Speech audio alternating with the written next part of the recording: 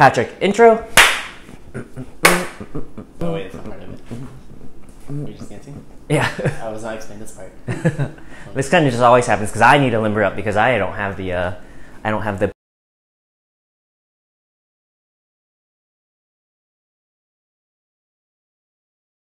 Hi guys, I'm Arleo. Welcome to the Kitchen Drink, where we're raiding your fridges and making some delicious crafty cocktails. My fridge? Today I'm here with Patrick. My fridge is gonna get raided. So last time we were here, I actually made a drink for Chris Rod. This is Patrick and Chris Rod's new apartment. It's very nice to just hop into a new apartment and be like, oh, there's nothing, nothing in the fridge. You went to USC as well. Why don't you tell us? No.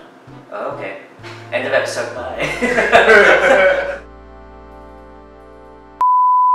Why don't you tell us a little bit about what you've been doing since you graduated USC? I started working as a scheduler over the transplant department at USC Keck. Oh. So technically I'm still working for USC. You know, a lot of patients. A lot of them come from different backgrounds. A lot of them have gone through a lot in their life. A lot of them are just there because, hey, I need a new kidney or I need a new liver. Is there any story from work that you are legally allowed to share that like impacted you a lot? It's so hard to pinpoint one. Some people have gone through disownment, been through divorce, they've been through all this stuff because of their alcoholism, which is what led to them needing either like a liver. Some people are just born with natural diseases that need a new kidney.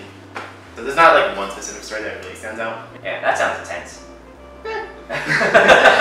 Well, speaking of alcoholism and livers, you and I have never really drank together, huh? No. What kind of things do you drink when you either go out by yourself, with Chris Rod, with other friends? Oh, my whole thing is, why am I drinking alcohol? Because I don't drink alcohol for the taste. If I want to get lit, I'm going to go for the strongest drink there is, and it's either Long Island or an AMF.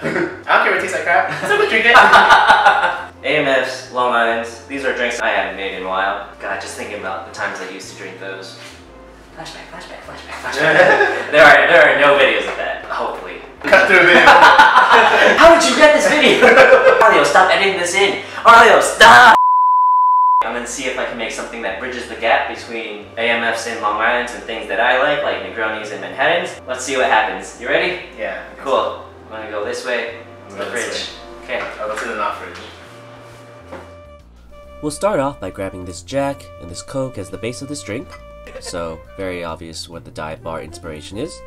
For fun, we'll see if we can throw in some wine, some black pepper, and maybe this pancake syrup. I'd like to turn this Jack and Coke into a Manhattan, so I need to make a vermouth of sorts.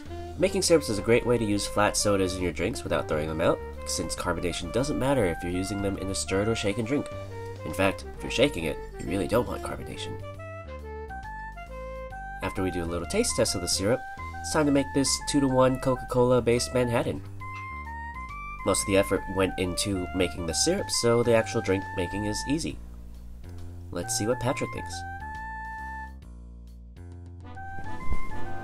I give you your drink. Thank you. It looks like there's Jack in it and Coke. It smells like Jack and Coke. What does it taste like? Oh. It tastes like Jack and Coke with, I don't know, you put something in it. You spent like 15 minutes cooking something up. Is there some paprika in it? I always over there, so I figured. Yeah, I like putting things everywhere so that it tricks people. Stop looking. Okay. Shoot, I don't even know what I have in my own fridge. I'm so bad at this. No, it just tastes like Jack and Coke. I'll give you a hint. There are 3 other things in there. Is there any jelly in this? There is no jelly in this one. Okay. This is a sort of Manhattan made with Jack and some Coke, but in a different way. I don't know what a Manhattan is, so. Oh, we'll go over that in a few minutes. Okay. Yeah, I have no idea what's in this. It's good. It's really good. Do you want to try it, Chris? It's very smelly of Jack. I feel like, is there some wine in there?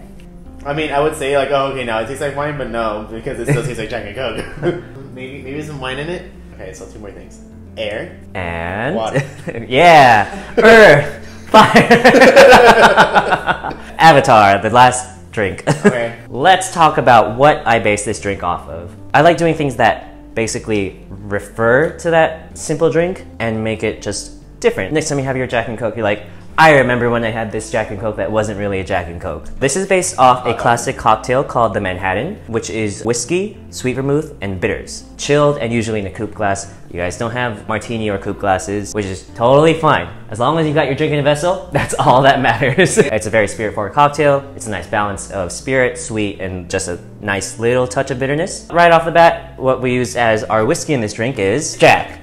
If you know Jack, you know more.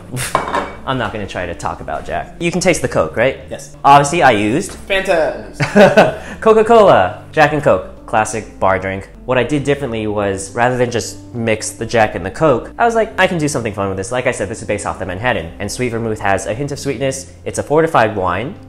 Fortified wine. Oh my god. I actually cooked a little syrup for you to go with the Jack, and that syrup had a little bit of wine. Basically, I took some wine, reduced it down, and added some Coca-Cola to it and reduced that down to make a little syrup out of it. Stella Rosa is a relatively sweet wine, even if it's the black. You get a little bit of the bitterness from the wine, but mostly sweetness from both the Coca-Cola and the wine itself. There's I think it's a Peruvian cocktail, or it's just a South American drink where they drink red wine and Coke. I will insert the name here, what that drink is called, because I don't remember the name off the top of my head right here. Red wine and Coke, that's already a combination, so I just basically threw in whiskey. The other sweetener I added to this was maple flavored pancake syrup. Quite literally syrup. I just added a little bit to add the touch of maple to the Coca-Cola and the wine. I didn't add too much because I didn't want this to be cloying. I personally don't like drinks that are super sweet that you're just like, all I can taste is sugar, because they give you the bad hangovers in the morning. I'm gonna be hangover tomorrow. I cooked down the Coca-Cola with the wine and the syrup. If I were to do this properly, it would have taken like 45 minutes. I would have cooked it down from 1 quart to about 1/3 of a quart to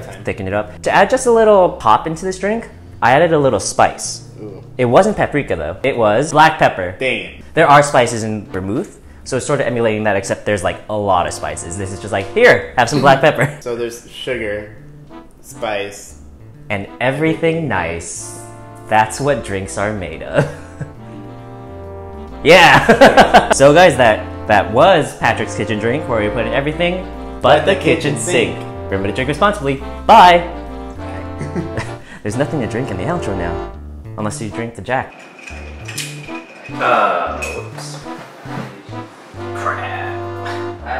I have to change my shirt, and I made the drink because I don't wear the same shirt in any episode. Oh, I see.